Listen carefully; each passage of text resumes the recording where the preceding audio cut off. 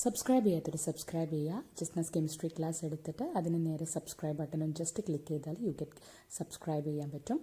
അതോടൊപ്പം തന്നെ daily updates കിട്ടാൻ അതിൻ്റെ അടുത്തുള്ള ബെല്ലൈക്കണിൽ ഓൾ ക്ലിക്ക് ചെയ്താൽ മതി.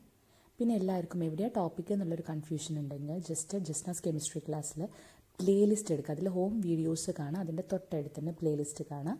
ആ പ്ലേലിസ്റ്റിൽ ജസ്റ്റ് ഒന്ന് ക്ലിക്ക് ചെയ്ത് കഴിഞ്ഞാൽ ഞാനിടുന്ന എല്ലാ വീഡിയോസും അതായത് ഫോൾഡേഴ്സാക്കി തന്നിട്ടുണ്ട്. Grade 9 state syllabus, grade 10 state syllabus, അങ്ങനെ എല്ലാ ക്ലാസ്സിൻ്റെയും പ്രത്യേകം കാണാം. അത് ക്ലിക്ക് ചെയ്താൽ നിങ്ങൾക്ക് ഓരോ ലെസണായിട്ടും കാണാൻ പറ്റും. Hello, welcome to my channel. അപ്പോൾ ഇതാ നമ്മൾ നമ്മുടെ ടോപ്പിക്കിൻ്റെ ലാസ്റ്റ് പാർട്ടിലേക്ക് എത്തുകയാണ് അല്ല. നമ്മളിപ്പോൾ എന്താ എടുത്തുകൊണ്ടിരിക്കുന്നത്? ആസിഡ്, ബേസിസ് ആൻഡ് സോൾട്ട്സ് എന്ന ടോപ്പിക്കിൻ്റെ ലാസ്റ്റ് സൈഡിലേക്കാണ്. അപ്പോൾ നമ്മൾ കുറേ കാര്യങ്ങൾ പറഞ്ഞു. ജനറൽ ക്യാരക്ടർ ഓഫ് ആസിഡ്സ്, അതിൻ്റെ പ്രോപ്പർട്ടീസ്, പിന്നെ ബേസിസ് എന്താണ്, ആൽക്കലിയും ബേസിസും തമ്മിലുള്ള ഡിഫറൻസ് എന്താണെന്നൊക്കെ ഉള്ളത് പറഞ്ഞു. ന്യൂട്രലൈസേഷൻ റിയാക്ഷനും പറഞ്ഞു. ഇന്ന് പറയാൻ പോകുന്നത് നമ്മൾ ഒരു ഇമ്പോർട്ടൻ്റ് ആയിട്ടുള്ളൊരു ടോപ്പിക്കാണ് pH. എന്താണ് ഈ pH അല്ലേ? ആസിഡ് ബേസ് പഠിക്കുന്നവർക്ക് കേൾക്കുന്നൊരു വാക്കാണ് pH എന്നത്. അപ്പോൾ അത് നമ്മളൊരു സിമ്പിൾ എക്സ്പെരിമെൻ്റ് ആയിട്ട് തന്നെ പറഞ്ഞു നോക്കാം.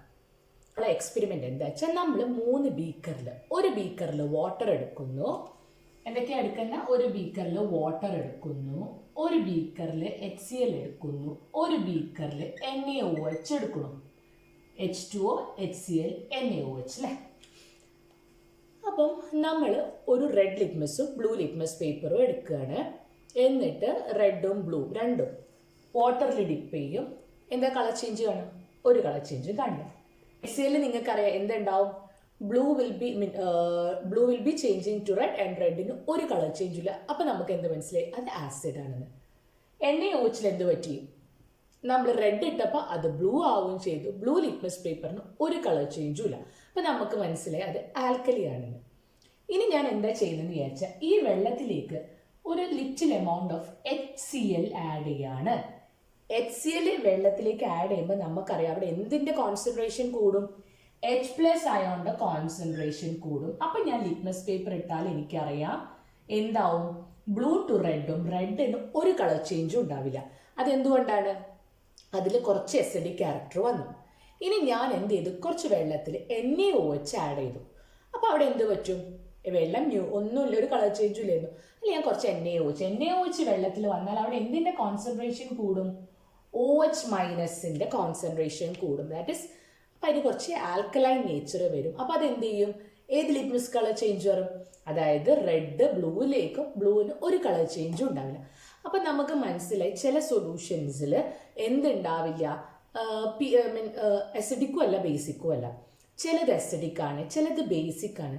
അപ്പോൾ ഒരു സൊല്യൂഷൻ അസിഡിക് ആണോ ബേസിക് ആണോ, അത് ഹൈ അസിഡിക് ആണോ ലോ അസിഡിക് ആണോ അല്ലെങ്കിൽ ഹൈലി ബേസിക് ആണോ, അതൊക്കെ അറിയണമെങ്കിൽ നമുക്ക് എന്തെങ്കിലും ഒരു മെഷർമെൻറ്റ് വേണം അല്ലേ? ഇപ്പം നമ്മൾ ഒരാളെ ഹൈറ്റ് നമുക്കറിയാം സെൻറ്റിമീറ്റർ ആണ്. എല്ലാവരും ഒരു ഹൈറ്റ് ഉണ്ട്. പക്ഷെ അതിനൊരു പെർട്ടിക്കുലർ വാല്യൂ വേണ്ടേ? ഇയാൾക്ക് ഇത്ര സെൻറ്റിമീറ്റർ അല്ലെ 162 സെൻറ്റിമീറ്റർ അല്ലെ ഇയാളൊരു 150 സെൻറ്റിമീറ്റർ ഇല്ലെങ്കിൽ ഇയാൾക്കൊരു 100 സെൻറ്റിമീറ്റർ. ഇതൊക്കെ നമ്മുടെ കയ്യിലൊരു വാല്യൂ ഉണ്ട് അല്ലേ? അതേപോലെ നമ്മുടെ സബ്സ്റ്റൻസിന് എത്ര അസിഡിക് ആണ്, എത്ര ബേസിക് ആണ്, അല്ലെങ്കിൽ ഇത് ചില പറയും നമ്മൾ സൾഫ്യൂരിക് ആസിഡ് ഹൈലി അസിഡിക് ആണ്, അത് വെച്ച് നോക്കുമ്പോൾ നമ്മൾ ശ്രദ്ധിക്കണം എന്ന് പറയും. അതിനനുസരിച്ച് നമ്മളിപ്പോൾ ഡൈല്യൂട്ട് ചെയ്ത ഹൈഡ്രോക്ലോറിക് ആസിഡ് അതിൻ്റെ അസിഡിസിറ്റി കുറച്ച് കുറഞ്ഞിട്ടുണ്ട്. അതൊക്കെ എങ്ങനെയാണ് നമുക്ക് മനസ്സിലാവുക? അത് മെഷർ ചെയ്യാൻ വേണ്ടിയിട്ട് യൂസ് ചെയ്യുന്ന ഒരു ടേമാണ് pH എന്ന് പറയുന്നത്. pH വാല്യൂ അല്ലെങ്കിൽ pH സ്കെയിൽ എന്ന് നമ്മൾ പറയും. നമ്മൾ യൂസ് ചെയ്യുന്ന ഒരു സ്കെയിൽ ഉണ്ട് അല്ലേ? സ്കൂളും ക്ലാസ്സിലൊക്കെ അതേപോലെയല്ല. അപ്പം അതുപോലെ തന്നെയുള്ള ഒരു സ്കെയിലാണ് pH സ്കെയിൽ എന്ന് പറഞ്ഞാൽ. അതെന്തിനാണ് യൂസ് ചെയ്യുന്നതെന്ന് പറഞ്ഞു കഴിഞ്ഞാൽ ഒരു സബ്സ്റ്റൻസിൻ്റെ അസിഡിക് നേച്ചർ ആണോ ആൽക്കലൈൻ നേച്ചർ ആണോ എന്ന് അറിയാൻ വേണ്ടി യൂസ് ചെയ്യുന്ന ഒരു സ്കെയിലാണ് pH സ്കെയിൽ എന്ന് പറയുന്നത്. കാര്യം മനസ്സിലാണ്, അതൊരു സബ്സ്റ്റൻസ് അത് അസിഡിക് ആണോ ബേസിക് ആണോ, അതിന് എത്രത്തോളം അസിഡിക് ആണ് അല്ലെങ്കിൽ എത്രത്തോളം ബേസിക് ആണ്. അല്ലെങ്കിൽ അസിഡിക്കും ബേസിക്കും അല്ലാത്ത ഒരാളെ നമ്മൾ കണ്ടു, വാട്ടർ ന്യൂട്രൽ. ചില സബ്സ്റ്റൻസിന് ഒരു അസിഡിസിറ്റി ഉണ്ടാവില്ല, ബേസിസിറ്റി. അങ്ങനത്തെ ആൾക്കാരെ നമ്മൾ ന്യൂട്രൽ എന്ന് പറയും. അപ്പം ഒരു സബ്സ്റ്റൻസ് അസിഡിക് ആണോ ബേസിക് ആണോ ന്യൂട്രൽ ആണോ എന്നൊക്കെ അറിയാൻ വേണ്ടിയിട്ട് നമ്മൾ യൂസ് ചെയ്യുന്ന ഒരു സ്കെയിലാണ് pH സ്കെയിൽ അല്ലെങ്കിൽ pH മീറ്റർ അല്ലെങ്കിൽ pH വാല്യൂ എന്ന് പറയാം. അപ്പം എന്താണ് pH എന്ന്? pH is a scientific method, scientific ആയിട്ടുള്ള ഒരു മെത്തേഡാണ് for determining the acidity or basicity of a substance. കാര്യം മനസ്സിലായല്ലോ, pH 1 it's a scientific method of measuring the acidity or alkalinity of a substance, and this pH scale ആരാ കണ്ടുപിടിച്ച അല്ലെങ്കിൽ derive ചെയ്തെന്ന് സൊറൻസൺ എന്ന് പറഞ്ഞൊരു ഡാനിഷ് സയൻറ്റിസ്റ്റ് ആണ് കണ്ടുപിടിച്ചിരിക്കുന്നത്. അപ്പോൾ എന്താണ് പി എച്ച് സ്കെയിൽ അതിൽ മെഷർ ചെയ്യുന്നത്? നമ്മളിപ്പോൾ പറഞ്ഞു നമ്മുടെ ലെങ്ത് ഒക്കെ മെഷർ ചെയ്യുന്നത് സെൻറ്റിമീറ്റർ, അതേപോലെ ഈ പി എച്ച് സ്കെയിൽ അവിടെ എന്താ മെഷർ ചെയ്യുന്നത് വെച്ചാൽ the amount of hydrogen ion concentration. ഒരു ലിക്വിഡിലുള്ള ഹൈഡ്രജൻ അയോണിൻ്റെ കോൺസെൻട്രേഷനെ ബേസ് ചെയ്തിട്ടാണ് പി എച്ച് സ്കെയിൽ ഉണ്ടാക്കിയിരിക്കുന്നത്. സോ വാട്ട് ഈസ് ഒരു ഡെഫിനിഷൻ ആയിട്ട് നമുക്ക് പറയുകയാണെങ്കിൽ pH is a measure of hydrogen ion concentration, a measure of acidity or alkalinity of a solution. But pH is a measure of hydrogen ion concentration of a solution. Hydrogen അയോണിൻ്റെ concentration, എത്ര hydrogen ion ഉണ്ട്, കൂടുതലാണോ കുറവാണോ അല്ലെങ്കിൽ അതിൽ hydrogen ion ഇല്ലേ, അതിനെ base ചെയ്തിട്ടാണ് ഈ പി എച്ച് സ്കെയിൽ ഉണ്ടാക്കിയിരിക്കുന്നത്. പിന്നെ ഇത് acidity or alkalinity of A substance measure ചെയ്യാൻ വേണ്ടിയിട്ടാണ്. നിങ്ങൾക്ക് ഇവിടെ കാണാം ഒരു പി എച്ചിൻ്റെ സ്കെയിൽ. അതിൽ കണ്ടോ എന്തൊക്കെയുണ്ട്? 0, 1, 2, 3, 4, 5, 6, 7, 8, 9, 10, 11, 12, 13, 14. പി എച്ചിൻ്റെ റേഞ്ച് ആണ് 0 to 14 എന്നുള്ളതാണ് റേഞ്ച്. അതായത് 100 എന്നൊന്നുമില്ല, 0 to 14 വരെ ഉള്ളതാണ് ആ സ്കെയിലിൻ്റെ ഒരു റേഞ്ച് ഉള്ളൂ. ഇനി ഈ 7 നിങ്ങൾക്ക് ആ നടുക്കുള്ള 7 ഒരു സൊല്യൂഷൻ ഉണ്ട്. ഇപ്പോൾ ഇനി അതിന് മുന്നേ പറഞ്ഞുതരാം. ഈ പി എച്ച് നമുക്ക് മെഷർ ചെയ്യാൻ വേണ്ടി പി എച്ച് പേപ്പേഴ്സ് ഉണ്ട്. ഈ ലിറ്റ്മസ് പേപ്പർ പോലെ തന്നെ പി എച്ച് പേപ്പേഴ്സ് ഉണ്ട്, പി എച്ച് മീറ്റേഴ്സ് ഉണ്ട്, പി എച്ചിൻ്റെ സൊല്യൂഷൻസ് ഉണ്ട്. പി എച്ച് മീറ്റർ ഉണ്ട്, പി എച്ച് സൊല്യൂഷൻ ഉണ്ട്, പി എച്ച് പേപ്പേഴ്സ് ഉണ്ട്. നമ്മളൊക്കെ ലാബിൽ ഈസി ആയിട്ട് കാണാൻ യൂസ് ചെയ്യുക പി എച്ച് പേപ്പേഴ്സ് ആണ് കേട്ടോ. അപ്പോൾ ഈ പി എച്ച് പേപ്പർ എങ്ങനെയാണെന്ന് പറഞ്ഞുതരാം. അപ്പോൾ എനിക്കൊരു ലിക്വിഡ് തന്നു ടീച്ചർ, അസിഡിക് ആണോ ബേസിക് ആണോ എന്ന് പറഞ്ഞാൽ അതിൻ്റെ അസിഡിക് വാല്യൂ ഒന്നും അറിയില്ല, ഹൈലി അസിഡിക് ആണ്. അപ്പോൾ ടീച്ചർ പറഞ്ഞു check the acidity or alkalinity of the solution. ആ സൊല്യൂഷൻ അസിഡിക് ആണോ ആൽക്കലൈൻ ആണോ എന്നുള്ളത്. അപ്പോൾ എനിക്കൊരു പി എച്ച് പേപ്പർ, ഞാനൊക്കെ പഠിക്കുന്ന സമയത്ത് നമുക്ക് ഇങ്ങനെ ഇരുന്ന് നമ്മുടെ മാച്ച് ബോക്സിൻ്റെ ഇല്ല അതുപോലത്തെ ഒരു കൂടിൻ്റെ ഉള്ളിലാണ് പി എച്ച് പേപ്പേഴ്സ് ഉണ്ടാവുക. എന്നിട്ട് ഈ പി എച്ച് പേപ്പേഴ്സ് നമ്മളിങ്ങനെ എടുക്കും, അതൊരു നോർമൽ കളർ പേപ്പർ ആയിരിക്കും. എന്നിട്ട് അതിങ്ങനെ ഡിപ്പ് ചെയ്ത് വെക്കുക സൊല്യൂഷൻ. അപ്പോൾ എന്നിട്ട് നമ്മളിങ്ങനെ എടുത്ത് നോക്കിക്കഴിഞ്ഞാൽ ആ പേപ്പറിന് ഒരു കളർ ചേഞ്ച് വരും. ഈ ഞാൻ പല ഒരു ബോക്സ് ഉണ്ടാവും, അതിൻ്റെ ബാക്കിൽ നോക്കിയാൽ പല കളേഴ്സാണ് ഇത് ഈ സ്കെയിലും വരുന്നത്. അപ്പോൾ ആ കളറായിട്ട് മാച്ച് ചെയ്യുമ്പോൾ നമുക്ക് മനസ്സിലാവും ഇതിൻ്റെ വാല്യൂ എത്രയാണെന്നുള്ളത്. അപ്പം 6-ലായിരിക്കും അതിൻ്റെ കളർ, ചിലപ്പോൾ അത് 5-ലാണ് കളർ ഉണ്ടാവും. ആ കളർ നോക്കും നമ്മൾ, അപ്പോൾ അതിൻ്റെ അടുത്തുള്ളൊരു നമ്പർ കാണുന്നുണ്ടല്ലോ, അതാണ് ആ ഒരു സബ്സ്റ്റൻസിൻ്റെ പി എച്ച് വാല്യൂ. അങ്ങനെ നമ്മൾ പി എച്ച് നോക്കുക. അപ്പം ഈ പി എച്ച് വാല്യൂ കിട്ടി. അപ്പോൾ എങ്ങനെ മനസ്സിലാവും അസിഡിക് ആണോ ബേസിക് ആണോ എന്നൊക്കെയുള്ളത്? 0 to 7 വരെ ഉള്ളത്, 7 ഇല്ല 7 വരെ ഉള്ളത് അസിഡിക്കും, 7 എന്ന് പറയുന്നത് ന്യൂട്രലും, 8 to 14 വരെ എന്താണ് ബേസിക്കുമാണ്. മനസ്സിലാക്കിക്കോളൂ. ഇതാണ് പി എച്ച് സ്കെയിൽ എങ്കിൽ 7 അതായത് 1, 0, 1, 2, 3, 4, 5, 6, 7, 8, 9, 10, 11, 12, 13, 14. അപ്പോൾ ഇവിടെ 0 to 6 വരെ ഉള്ളത് അസിഡിക്കും, 8 മുതൽ 14 വരെ ഉള്ളത് ബേസിക്കുമാണ്. 8 മുതൽ 14 വരെ ഉള്ളത് ബേസിക്കും. നമ്മൾ എന്താണ് 0 to 6 വരെ അസിഡിക്കും, 8 to 14 വരെ ഉള്ളത് ബേസിക്കും, 7 എന്ന് പറയുന്നത് ന്യൂട്രലുമാണ്. ആ പേപ്പറിൽ തന്നെ നിങ്ങൾക്ക് കാണാം. ഇപ്പം ഞാനൊരു ഇതിൽ ലിക്വിഡിൽ ഡിപ്പ് ചെയ്ത് കഴിഞ്ഞാൽ അതിനിപ്പോൾ ഒരു പെർട്ടിക്കുലർ കളറാണ് കിട്ടിയതെങ്കിൽ അതിൻ്റെ പി എച്ച് വാല്യൂ ഞാൻ നോക്കും. അത് 3 ആണെങ്കിൽ ആ സൊല്യൂഷൻ്റെ പി എച്ച് വാല്യൂ 3 ആണ്. 0 എന്ന് പറഞ്ഞു കഴിഞ്ഞാൽ ഇപ്പം പി എച്ച് വാല്യൂവിന് നേരെ നിങ്ങൾ 0ൻ്റെ നേരെ ഒരു കളർ കണ്ടില്ല, അതാണ് വാല്യൂ എങ്കിൽ അത് ഹൈലി അസിഡിക് ആണ്. പിന്നെ വരുന്നത് 0-നേക്കാട്ട് കുറച്ചുകൂടെ അസിഡിക്, മീൻ ഇതിൻ്റെ അസിഡിസിറ്റി ഇങ്ങോട്ടേക്ക് വരുമ്പോൾ കുറഞ്ഞു, കാരണം ഇവിടെ ന്യൂട്രൽ ആവില്ലേ. അപ്പം ഏറ്റവും അസിഡിക് എന്ന് പറഞ്ഞാൽ 0, 1, 2 എന്നൊക്കെ പറയുന്നത് അസിഡിക് ആണ്. 3, 4, 5, 6 എന്നൊക്കെ പറയുമ്പോൾ അസിഡിസിറ്റി ഇങ്ങനെ കുറഞ്ഞു ന്യൂട്രലായി. ഇനി ന്യൂട്രലിന് പതുക്കെ ആൽക്കലൈനായി, കുറച്ചുകൂടെ ആൽക്കലൈനായി. അപ്പോൾ ഹൈലി ആൽക്കലൈൻ എന്ന് പറയുന്നത് പി എച്ച് വാല്യൂ എന്തായിരിക്കും? 14 ആയിരിക്കും. ഹൈലി അസിഡിക് എന്ന് പറയുന്ന ആളെ പി എച്ച് വാല്യൂ പറഞ്ഞാൽ 0, 1 എന്നൊക്കെ പറയുന്നത് ഹൈലി അസിഡിക്കും. ഹൈലി ബേസിക് എന്ന് പറയുന്ന ആൾക്കാരുടെ പി എച്ച് വാല്യൂ 14 ആയിരിക്കും. കാര്യം മനസ്സിലാവുന്നുണ്ടല്ലോ. ഇതാണ് നമ്മുടെ പി എച്ച് സ്കെയിൽ. അല്ലെങ്കിൽ ഇനിയിപ്പോൾ അതേപോലെ തന്നെ നമുക്ക് പി എച്ച് മീറ്റേഴ്സും ഉണ്ട് കേട്ടോ. നമ്മുടെ ലബോറട്ടറിയിൽ ഒരു ഇലക്ട്രിക്കൽ റോഡ് ഉണ്ടാവും, അത് നമ്മുടെ സൊല്യൂഷനിൽ ഡിപ്പ് ചെയ്ത് കഴിഞ്ഞാൽ നമുക്ക് എന്താവും കറക്റ്റ് പി എച്ച് വാല്യൂ നമ്മുടെ മെഷർമെൻ്റ് ആയിട്ട് അതിലിങ്ങനെ കാണിച്ചു തരും, ഡിസ്പ്ലേ ചെയ്തു തരും. അത് നമുക്ക് ആവശ്യമില്ല. അപ്പോൾ ഇതൊക്കെയാണ് പി എച്ചിനെ കുറിച്ച് പറയാൻ. ഇനി നമ്മൾ ഇതിന് മുന്നേ പറഞ്ഞിട്ടുണ്ടായിരുന്നു, ഫാമേഴ്സ് നമ്മൾ ചില ആൽക്കലൈൻ സബ്സ്റ്റൻസ് മണ്ണിൽ ഇടുന്നുണ്ട്, എന്തിനാണ്? എസിഡിസിറ്റി കുറയ്ക്കാൻ. അപ്പോൾ ഇവിടെ ഇങ്ങനത്തെ ഒരു ക്വസ്റ്റൻ ഉണ്ട്. Is it better to determine the pH of a soil before farming? Why is it better to determine the pH value of a soil before farming? അതായത് നമ്മൾ കൃഷി നടുന്നതിൻ്റെ മുന്നേ മണ്ണിൻ്റെ pH അസിഡിസിറ്റി ആണോ ബേസിക് ആണോ നോക്കേണ്ടത് ആവശ്യമാണോ? ആവശ്യമാണ്. Because some crops need acidic condition. ചിലതിന് ചിലപ്പോൾ മണ്ണിൽ ഇത്തിരി അസിഡിക് കണ്ടീഷൻ വേണ്ടി വരും, ചിലതിന് ചിലപ്പം അസിഡിസിറ്റിയെ പാടില്ല, ആൽക്കലൈൻ. അപ്പോൾ ഫാർമർക്ക് അറിയാം ഞാൻ എന്ത് ക്രോപ്പാണ് ചെയ്യാൻ പോകുന്നത്. അപ്പോൾ അതിൻ്റെ നേച്ചർ ഉണ്ടാവും, അതിനൊരു നേച്ചർ ഉണ്ടാവും സോയിലിന് അല്ലേ. അപ്പോൾ അത് ആദ്യം ടെസ്റ്റ് ചെയ്യും. ഇപ്പോൾ സോയിലിന് pH വാല്യൂ 7 ബിലോ ആണെങ്കിൽ അത് അസിഡിക് ആണ്.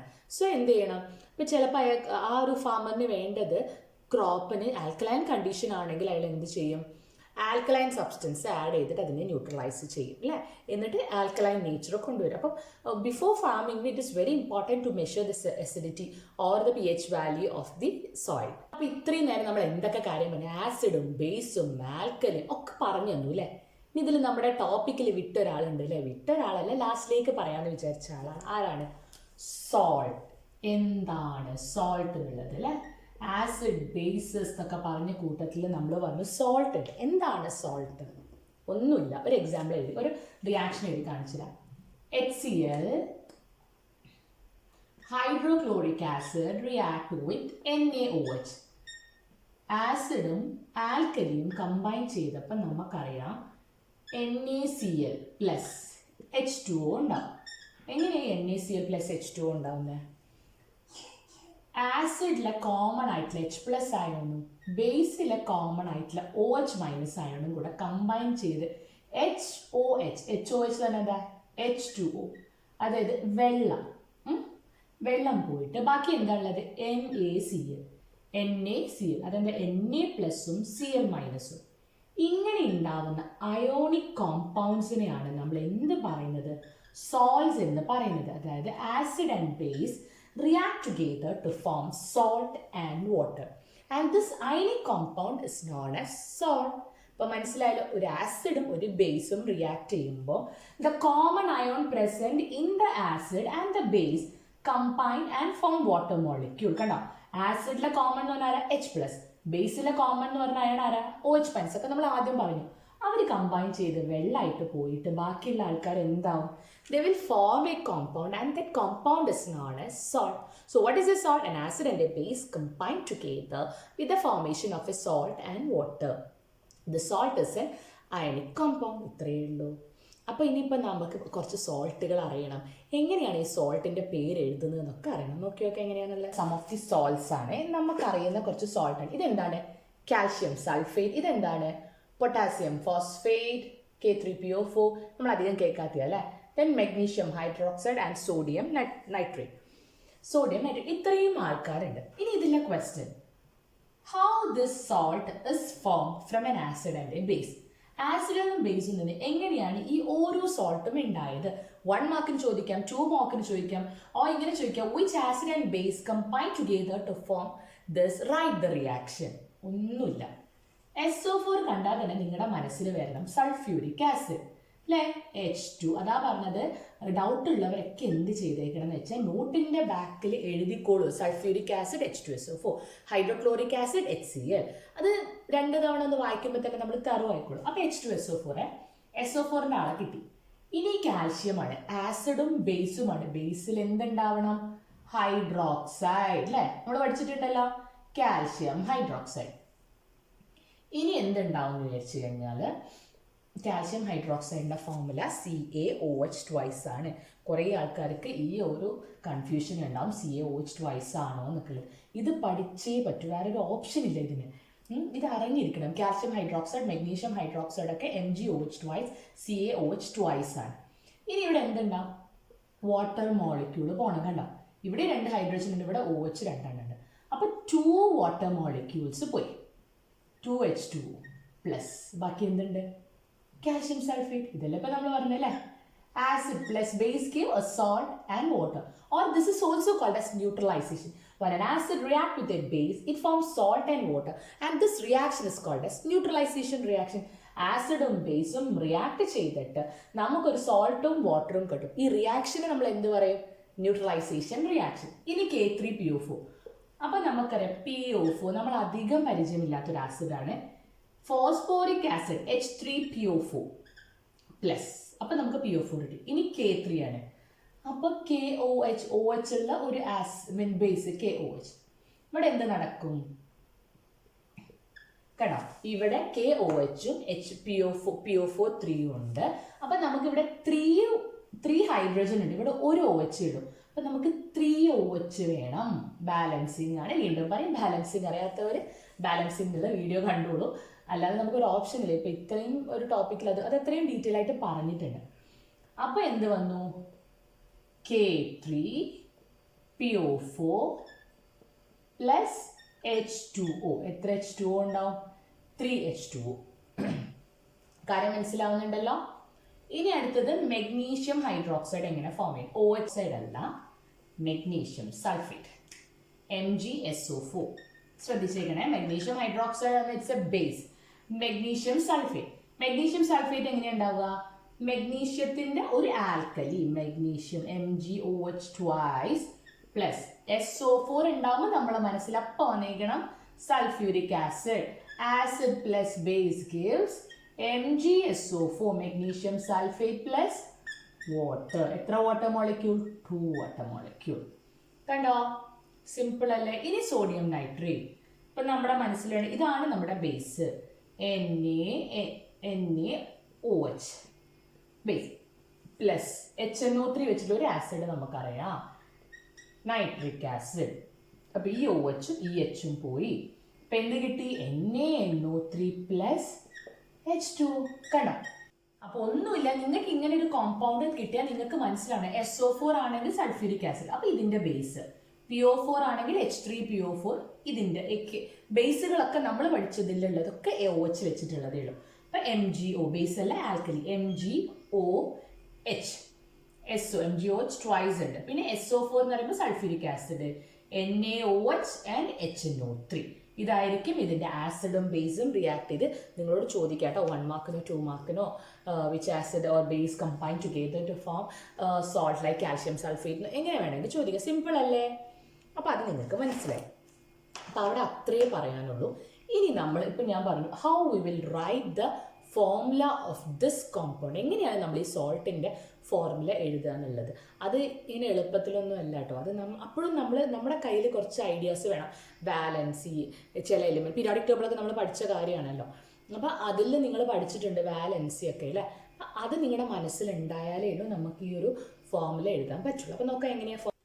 അപ്പൊ ഇതൊക്കെ നമുക്ക് അറിയുന്ന കുറച്ച് പോസിറ്റീവ് ആൻഡ് നെഗറ്റീവ് അയോൺസ് ആണ്. കുറച്ച് പോസിറ്റീവ് അയോൺസും നെഗറ്റീവ് അയോൺസുമാണ്. ഇതും ഈ പറഞ്ഞ പോലെ ടെക്സ്റ്റിന്റെ ബാക്കിൽ നിന്ന് എഴുതി വെച്ച് പഠിച്ചാൽ എളുപ്പമാണ്. This is potassium ion, potassium K+, zinc ion Fe3+ ഉണ്ട്, Fe2+ ഉണ്ട്. Fe3+, Fe2+ ഒക്കെ വന്നത് tendency of an element to lose electron. ഇലക്ട്രോണിനെ കൊടുക്കുന്നത് കൊണ്ടാണ് എന്തായത് പ്ലസ് ചാർജ് കേട്ടോ. അതൊക്കെ നമ്മൾ പഠിച്ചതാണ്, പിന്നെ അതൊന്നും ഇതിൽ പറയുന്നില്ല. സോ Feക്ക് തന്നെ ടെൻഡൻസി ഉണ്ട് 3 ഇലക്ട്രോൺസിനെയും കൊടുക്കാൻ 2 electrons. So it will form Fe3+. Fe3+ നമ്മൾ പറയും ഫെറസ് എന്നും, Fe2+ നമ്മൾ ഫെറസ് എന്നും, Fe3+ നമ്മൾ ഫെറിക് എന്നും പറയും. Fe2+ ferrous and Fe3+ ferric. അതേപോലെ തന്നെ Cuക്ക് ഫോം ചെയ്യാൻ പറ്റുന്ന 2 അയോൺസ് ആണ് Cu+ ആൻഡ് Cu2+. Cu+ നമ്മൾ കുപ്രസ് എന്നും Cu2+ നമ്മൾ കുപ്രിക് എന്നും. അപ്പൊ Feക്ക് Fe2+ഉം 3+. ആദ്യം വരുന്നതിന് ഫെറസ്, രണ്ടാമത് വരുന്നതിന് ഫെറിക്. ഇതേപോലെ തന്നെ Cu+ കുപ്രസ് എന്നും Cu2+ കുപ്രിക് എന്നും പറയും. This is ammonium ion and this is manganese ion. അപ്പൊ ഇതൊക്കെ സമയത്ത് പോസിറ്റീവ് അയോൺസ് ആണ്. ഇനി നെഗറ്റീവ് അയോൺസ്, അവര് ചാർജ് ശ്രദ്ധിച്ചേക്കണം കേട്ടോ. OH- hydroxide ion, CO3 2-. ഈ 2- ഇതിന് കോമൺ ആണ്. ഈ OH- Oക്കും Hനും കൂടെ ഉള്ള minus. This is carbonate ion, carbonate. This is bicarbonate ion, bi. H വന്ന hydrogen carbon ion, bicarbonate ion. This is nitrate ion, sulfate, bisulfate, dihydrogen phosphate. Phosphate ion വന്ന PO4 2- ആണ്. ഇത് dihydrogen phosphate ആണ്. അതുകൊണ്ട് അതിനെന്താണ് H2PO4 PO4 3 minus കേട്ടോ, phosphate 3 hydrogen. അപ്പോൾ PO4 3 minus, that is phosphate ion is PO4 3 minus, dihydrogen phosphate H2 PO4 minus. അപ്പോൾ ഇത്രയുമാണ് some of the positive and negative ions. അവരുടെ എന്താണ് മുകളിലുള്ള കണ്ടോ ഈ ബാലൻസ്, അതായത് ചാർജ് നിങ്ങൾ അറിഞ്ഞിരിക്കണം. കെ ആണെങ്കിൽ പ്ലസ്, പൊട്ടാസ്യം ഒക്കെ, അതായത് ഫസ്റ്റ് ഗ്രൂപ്പിലൊക്കെ വരുന്ന ആൾക്കാർ അധികം K plus, Zn2 plus, Fe3 plus, Fe2 plus, Cu plus, Cu2 plus, ഇത് നിങ്ങൾക്ക് അറിഞ്ഞിരിക്കണം. കാർബണേറ്റ് ആണെങ്കിൽ CO3 2 മൈനസ്, അത് മനസ്സിൽ വെച്ചിരിക്കണം. OH ആണെങ്കിൽ OH minus, then NO3 minus, sulphate ആകുമ്പോൾ SO4 2 മൈനസ്, ഇത് എന്ന് പറയുന്നത് ഹൈഡ്രോജൻ സൾഫേറ്റ് ആകുമ്പോൾ HSO4 മൈനസ് ആണ്. ഇതൊക്കെ some of the positive and negative charged ions ആണ്. അപ്പോൾ ഇനി നമ്മൾ how to write the chemical formula of this salt, എങ്ങനെയാണ് ഇവരുടെ ഫോർമുല എഴുതുക എന്ന് നോക്കാം. നമുക്ക് ഏറ്റവും സിമ്പിൾ ആയിട്ടുള്ളത് ഒരാളെടുക്കാം, സിങ്ക് ഹൈഡ്രോക്സൈഡ് ആണ്. അപ്പോൾ ആദ്യം സിങ്ക് ഹൈഡ്രോക്സൈഡ് നിങ്ങളോട് പറയണേ, സിങ്ക് ഹൈഡ്രോക്സൈഡിന്റെ formula, how to write the formula of zinc hydroxide. അപ്പോൾ നിങ്ങൾ ആദ്യം ചെയ്യേണ്ടത്, സിങ്കിന്റെ ഫോർമുല നിങ്ങൾക്കറിയാം, ഹൈഡ്രോക്സൈഡിന്റെ ഫോർമുല നിങ്ങൾക്കറിയാം, OH ആണ്. ഇനി നിങ്ങളുടെ മനസ്സിൽ വരണം, Zn 2+ ചാർജുമാണ്, ഹൈഡ്രോക്സൈഡിന് മൈനസ് ചാർജ് എന്ന് -1 എന്നാണ്. വെറും മൈനസ് ഇട്ട് അതിൻ്റെ അർത്ഥം എന്താണ്, ഒരു 1 ഉണ്ട്.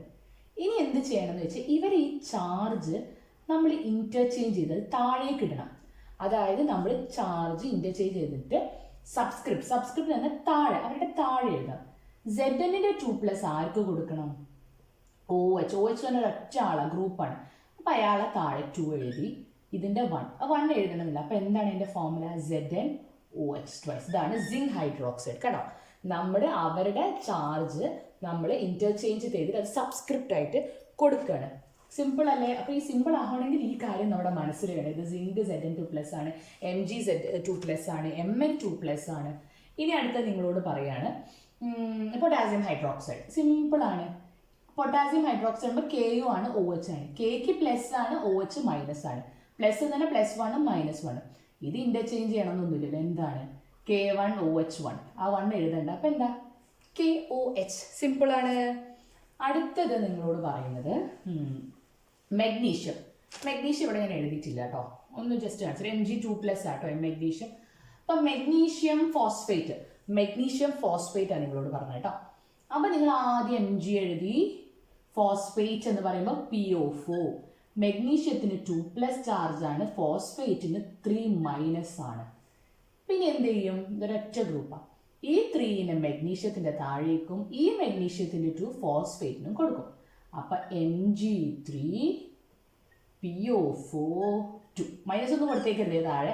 അപ്പം എന്തായി, Mg3 PO4. ഇതാണ് മെഗ്നീഷ്യം ഫോസ്ഫേറ്റിന്റെ ഫോർമുല. അപ്പം ഇതൊക്കെയാണ്, ഇങ്ങനെയാണ് നമ്മൾ. ഇനി നിങ്ങളുടെ ടെക്സ്റ്റിൽ 1-2 എണ്ണം തന്നിട്ടുണ്ട്. കാൽഷ്യം നിങ്ങൾക്ക് തന്നിട്ടില്ല, എന്നാലും ഞാൻ പറഞ്ഞുതരാം. ക്ലോറൈഡ് Cl ആണ്, കാൽഷ്യം 2+ ആണ്. അപ്പം CaCl. ക്ലോറിന് -1 ആണ്, ഇതിന് +2 ആണ്. അപ്പോൾ ഇത് ഇങ്ങോട്ടേക്ക് പോകുമ്പം കാൽഷ്യം ക്ലോറൈഡ്. കണ്ടോ? അപ്പം നമ്മൾ എന്ത് ചെയ്യണം, അവരുടെ വാലൻസി, അവരുടെ ചാർജ് നമ്മൾ ഇന്റർചേഞ്ച് ചെയ്ത് കഴിഞ്ഞാൽ നമുക്ക് കെമിക്കൽ ഫോർമുല. പക്ഷെ അത് അറിയണമെങ്കിൽ ഇതൊക്കെ എളുപ്പമാണ്. പൊട്ടാസ്യം +1 ഫസ്റ്റ് ഗ്രൂപ്പിൽ വരുന്നത് ഒക്കെ, ഫസ്റ്റ് ഗ്രൂപ്പിൽ അതായത് സോഡിയം പൊട്ടാസ്യം റുബിയുടെ ക്ലബ്, സോഡിയം പൊട്ടാസ്യം +1 ആണ്. ഇതിന് തൊട്ടടുത്ത് വരുന്ന ആൾക്കാർ +2 ആണ്. പിന്നെ ഈ അയേൺ, മെഗ്നീഷ്യം, മാംഗനീസ് ഒക്കെ എന്തായാലും അറിയേണ്ടതാണ്. മെഗ്നീഷ്യം +2 ആണ്, കാൽഷ്യം +2 ആണ്, മാംഗനീസ് +2 ആണ്. ഇതൊക്കെ തന്നെ നമുക്ക് പഠിക്കാനുള്ളൂ.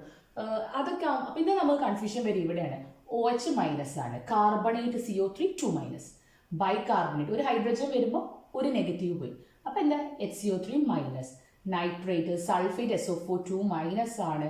HSO4 ആകുമ്പോൾ ഒരു ഹൈഡ്രജൻ ഉള്ളതുകൊണ്ട് ഇവിടുത്തെ ഒരു മൈനസ് പോയി. അപ്പം എന്താ, HSO4- ആണ്, H2PO4. അപ്പം ഇതൊന്ന് ടെക്സ്റ്റ് നോട്ടിൻ്റെ ബാക്കിൽ ഒന്ന് എഴുതി വെച്ചാൽ ഓർത്താൽ നമുക്ക് ഏത് കെമിക്കൽ ഫോമിൽ എഴുതാൻ എളുപ്പം. കാര്യം അടുത്ത നമ്മൾ സോൾട്ട്, അതിൻ്റെ പേര്, അതായത് നമ്മളിപ്പോൾ അവർ കെമിക്കൽ നെയിമിൽ അവർക്ക് ഒരു കോമൺ നെയിം ഉണ്ട്, അതിൻ്റെ യൂസസ് എന്നുള്ളൊരു ചാർട്ട് നിങ്ങളുടെ ടെക്സ്റ്റിൽ തന്നെ തന്നിട്ടുണ്ട്. അതാണ് നമ്മൾ നോക്കുന്നത്. അതിൽ ഫസ്റ്റ് 1 ആണ് ടേബിൾ സോൾട്ട്. ടേബിളിൽ വെക്കുന്ന സോൾട്ട്, അത് തന്നെയാണ് ടേബിൾ സോൾട്ടിൻ്റെ മീനിങ്. ടേബിൾ സോൾട്ട് ഏതാണ്, NaCl. ഇതാണ് ഇതിൻ്റെ ഫോർമുല, ടേബിൾ സോൾട്ട്. ഇതിൻ്റെ കെമിക്കൽ നെയിം എന്താ, കെമിക്കൽ, അതായത് കെമിക്കൽ എന്ന് പറഞ്ഞാൽ വലിയ പേരാക്കി കൊടുക്കുന്നതിനാണ് കെമിക്കൽ നെയിം. കെമിക്കലി എന്ത് പറയും?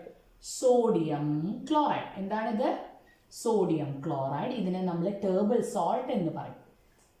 ഇനി ഇതിൻ്റെ യൂസസ് എന്തൊക്കെയാണ്? യൂസ് നമുക്കറിയാം. It is use S A flavouring agent അല്ലേ, ടേസ്റ്റ് കൊടുക്കുന്നത്. It is use for preserving food. നമ്മൾ അച്ചാർ, പിന്നെ നമ്മുടെ ചില ഉപ്പിലിട്ടതൊക്കെ ഇടുമ്പോൾ എന്തിനാ അതിൽ പ്രിസർവ് ചെയ്യാൻ വേണ്ടിയിട്ട് സോഡിയം ക്ലോറൈഡ് അല്ലേ, പെട്ടെന്ന് കേടാവാതിരിക്കാൻ സോഡിയം ക്ലോറൈഡ് യൂസ് ചെയ്യുന്നുണ്ട്. പിന്നെ ടാനിങ്ങിന്, ഡൈയിങ്ങിനൊക്കെ ഇയാളെ യൂസ് ചെയ്യാറുണ്ട്. സെക്കൻഡ് ആളെന്ന് പറയുന്ന ആൾ പ്രത്യേക പേരാണ്, നമ്മൾ കേട്ടില്ല. ഒന്ന് പറയുന്നത് അവരെ സിൽവൈൻ എന്ന് പറയും, സിൽവൈൻ. അല്ലെങ്കിൽ മ്യൂറിയേറ്റ് ഓഫ് പൊട്ടാഷ് എന്ന് പറയും. സിൽവൈൻ എന്നും പറയും, മ്യൂറേറ്റ് ഓഫ് പൊട്ടാഷ് എന്നൊക്കെ പറയും. ഇവരെയാണ് പൊട്ടാസ്യം ക്ലോറൈഡ്, KCl. എന്താണ്? Potassium chloride. സോഡിയം ക്ലോറൈഡ് പോലെ തന്നെയുള്ള ഒരാളാണ് പൊട്ടാസ്യം ക്ലോറൈഡ്. ഇത് യൂസ് ചെയ്തിരിക്കുന്നത് മാനുഫാക്ചർ ഓഫ് KOH, പൊട്ടാസ്യം ഹൈഡ്രോക്സൈഡിൻ്റെ മാനുഫാക്ചറിന്. പിന്നെ it's also use in food processing. Food പ്രോസസ്സിങ്ങിലൊക്കെ പൊട്ടാസ്യം ക്ലോറൈഡ് യൂസ് ചെയ്യുന്നുണ്ട്. പിന്നെ മെഡിസിൻസിലും ഈ പൊട്ടാസ്യം ക്ലോറൈഡ് യൂസ് ചെയ്യുന്നുണ്ട്. തേർഡ് വൺ എന്ന് പറയുന്നത് ബ്ലൂ വിട്രോൾ. ഇത് നമ്മൾ കാണുന്ന ചിലവർ ഇതിന് തുരിശ് എന്നൊക്കെ പറയും. കുരിശല്ല കേട്ടോ, തുരിശ്. അപ്പം ബ്ലൂ വിട്രോൾ ഇത് ഒരു ബ്ലൂ പറയുന്നത് എന്താ സാധനം? Copper sulphate. നമ്മൾ കുറേ എക്സ്പെരിമെൻറ്റ്സിൽ പറഞ്ഞു കോപ്പർ സൾഫേറ്റ് ആണ് എന്ത്? ബ്ലൂ വിട്രോൾ എന്ന് പറയുന്നത്. അതിൻ്റെ ഫോർമുല എന്താ? CuSO4. അതാണ് കോപ്പർ സൾഫേറ്റ് എന്ന് പറയുന്നത്.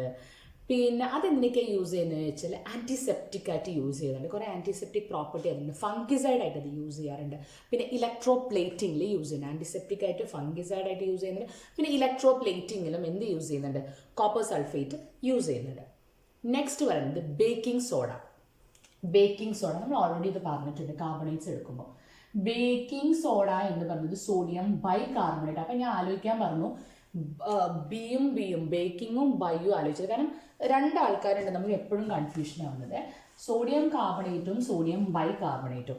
ഈ സോഡിയം കാർബണേറ്റ് എന്ന് പറയുന്നത് നമ്മുടെ വാഷിംഗ് സോഡയും സോഡിയം ബൈകാർബണേറ്റ് എന്ന് പറയുന്നത് ബേക്കിംഗ് സോഡ. അപ്പം ബി എന്ന് ആലോചിച്ചത് bicarbonate, baking soda, sodium carbonate, washing soda. അപ്പം നമുക്ക് ആവശ്യമുള്ളത് sodium bicarbonate. First one sodium bicarbonate is also known as baking soda. ഇനി അതിൻ്റെ യൂസ് എന്തായിരിക്കും? It is use for baking purpose. Bake ചെയ്യുന്ന കുറേ പർപ്പസിന് ഇത് യൂസ് ചെയ്യുന്നുണ്ട്. Used as an antacid. നമ്മൾ വല്ല ആസിഡിസിറ്റി ഒക്കെ വരുന്ന സമയത്ത് നമ്മൾ യൂസ് ചെയ്യുന്ന ചില മെഡിസിനിൽ ഈ ബൈകാർബണേറ്റ്, സോഡിയം ബൈകാർബണേറ്റ്സ് യൂസ് ചെയ്യുന്ന പ്രിപ്പറേഷൻ ഓഫ് ആൻറ്റാസിഡ്. പിന്നെ ബേക്കിംഗിൽ പ്രോസസ്സിൽ പിന്നെ ഫയർ എക്സ്റ്റിങ്ക്വിഷർ ആയിട്ട് യൂസ് ചെയ്യുന്നുണ്ട്. ഫയറൊക്കെ കെടുക്കുന്ന കെമിക്കൽസ് ഉണ്ടാക്കുമ്പോൾ ഈ സോഡിയം ബൈകാർബണേറ്റ്, അതും നമ്മുടെ ടെക്സ്റ്റിൽ തന്നെ ഉണ്ട്. Sodium bicarbonate is used as a fire extinguisher. Then come washing soda. Washing soda ന്റെ ഫോർമുല എന്താ? അപ്പോൾ പറഞ്ഞിട്ടേ ഉള്ളൂ. വാഷിംഗ് സോഡേൻ്റെ formula sodium carbonate 10H2. 10H2 എന്നാൽ ഹൈഡ്രേറ്റഡ് എന്നുള്ളതാണ് ഇതിൻ്റെ ഒരു 10H2O 10H2O ഇടുന്നത് കേട്ടോ. എന്തിനൊക്കെയാണ് വാഷിംഗ് സോഡ യൂസ് ചെയ്യുന്നത്? Washing soda use for as a detergent പൗഡേഴ്സിലൊക്കെ യൂസ് ചെയ്യുന്നുണ്ട് വാഷിംഗ് സോഡ.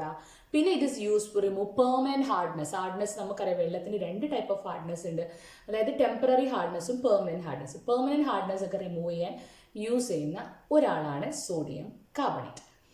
കാര്യം മനസ്സിലായോ? ഇനി next one is calcium sulphate, അല്ലെങ്കിൽ നമുക്ക് പറയാം ജിപ്സം ബോർഡ് എന്നൊക്കെ കേട്ടിട്ടുണ്ടാവും അല്ലേ? ജിപ്സം, ഇതാണ് നമ്മുടെ കാൽഷ്യം സൾഫേറ്റ് 2H2. ഈ 2H2 വളരെ ഇമ്പോർട്ടൻ്റ് ആണ്. ഇത് ഹൈഡ്രേറ്റഡ് എന്നേ കാണിക്കുന്നുള്ളൂ. കാൽഷ്യം സൾഫേറ്റ് ഇതാണ് എന്ത്? നമ്മുടെ ജിപ്സം എന്ന് പറയുന്നത്. ജിപ്സം എന്തിനാണ് യൂസ് ചെയ്യുന്നത്? It is use for making plaster of Paris കിട്ടണം. നമ്മുടെ ഇപ്പൊക്കെ വരുന്നുണ്ടോന്നല്ല, പണ്ടൊക്കെ ഇങ്ങനെ ഈ ഓരോരോ ചെറിയ പ്രതിമകളും ചില സാധനങ്ങളൊക്കെ ഉണ്ടാക്കിയിട്ട് ഇങ്ങനെ വൈറ്റ് കളറിലൊക്കെ ആക്കി കൊണ്ടുവരുമായിരുന്നു. അത് ഈ പ്ലാസ്റ്റർ ഓഫ് പാരീസ് കൊണ്ട് ഉണ്ടാക്കുന്നതാണ്. ഇങ്ങനെ പുറത്തുനിന്നുള്ള ആൾക്കാരൊക്കെ വന്നിട്ട് ഉണ്ടാക്കി ഇങ്ങനെ നമ്മുടെ വീടിൻ്റെ മുന്നിലൊക്കെ കൊണ്ടുവരുന്നു. അത് എന്തുകൊണ്ടാണ് ഉണ്ടാക്കുന്നത്? ഈ പ്ലാസ്റ്റർ ഓഫ് പാരീസ്. എവിടെ പ്ലാസ്റ്റർ ഓഫ് പാരീസ് കിട്ടുന്നത്? ജിപ്സത്തിന് നമ്മൾ ഹീറ്റ് ചെയ്യുമ്പം നമുക്ക് കിട്ടുന്നതാണ് എന്ത്? Plaster of Paris. പിന്നെ ഈ ജിപ്സം യൂസ് ചെയ്യുന്ന സിമെൻറ്റിൻ്റെ മാനുഫാക്ചറിൽ യൂസ് ചെയ്യുന്നുണ്ട്. പിന്നെ ഡ്രൈയിങ് ഏജൻ്റ് ആയിട്ടൊക്കെ ഈ ജിപ്സത്തിന് യൂസ് ചെയ്യുന്നുണ്ട്. അപ്പോൾ ഇതാണ് some of the uses of the salts. ഇത് ചോദിക്കാം, ഇമ്പോർട്ടൻ്റ് ആയിട്ടുള്ള ഒരു ഏരിയയാണ്. പറയാൻ എളുപ്പമാണ് എനിക്ക്, പക്ഷെ പഠിക്കുമ്പോൾ നല്ലോണം ശ്രദ്ധിച്ച് പഠിക്കണം. Table salt, right? Or what is table salt? Its chemical formula, it's 2 uses. ചോദിക്കാം. Or what is blue vitriol? Write the chemical formula and write its 2 uses എന്നൊക്കെ പറഞ്ഞാൽ അറിഞ്ഞിരിക്കണം. അപ്പോൾ ഇത്രയും കാര്യങ്ങളെ നമുക്ക് ഈ ലെസണിൽ പറയാനുള്ളൂ. അപ്പം നന്നായിരുന്ന് പഠിക്കുക. ഡൗട്ടുള്ള കാര്യങ്ങൾ കമൻറ്റ് ബോക്സിലിടുക, മനസ്സിലാവാത്ത കാര്യങ്ങൾ കമൻറ്റ് ബോക്സിലിടുക. Okay, thank U.